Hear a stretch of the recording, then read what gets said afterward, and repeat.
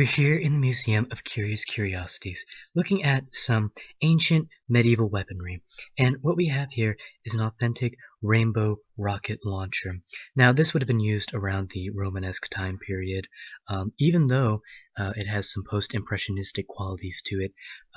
This is generally a mix-up on the part of most ancient weapons artists, as well as modern-day historians who are really into the whole weapons business. So the story of this piece actually originates in Chartres, France, of all places, can you believe it? Where around 1 billion years ago, the ancient Roman general Lord Titus ordered his large Greek and Persian army to seize upon the royal cathedral at Chartres and seize the reliquary of the Mende people of the Sunday Society. However, these people came into contact with Martians who tried to stop them by rolling bouncy balls down the stairs of the church, and these Persians and Greeks were so tripped up that they fell all the way down the stairs, and hundreds of thousands of men died, and Lord Titus was furious. And so he went back to Rome and asked for a new weapon to be created that could completely eradicate these Martians so that they could seize this reliquary. So the leading scientists back in Rome were trying to look for inspiration on what kind of weapon that they could create for Lord Titus and his army. And they came across this photograph taken by W.E.B. Du Bois in the 1st century AD called The Oath of the Rocket Launchers. And they realized that why don't they just build Lord Titus his own rocket launcher to use against the Martians?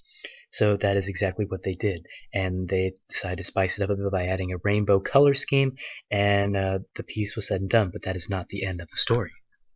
So then the last thing Lord Titus and his army of 300 Spartans expected to find when they returned to the Chartres Cathedral was Batman fighting Superman. But that's exactly what they found when they got there.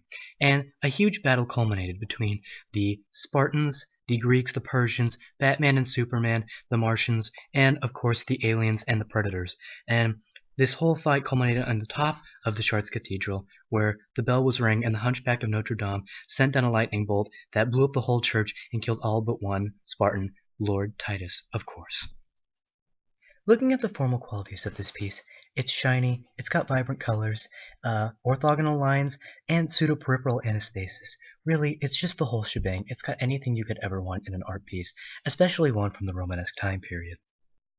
Speaking of art, this video was brought to you by the Ahu Ula, which also happens to be our piece of comparison today with the Rainbow Rocket Launcher. I don't really think I need to verbally express how these two pieces compare, because it's pretty self-explanatory. You just have to read between the lines and really look at the formal qualities of both. It's really just right there in black and white.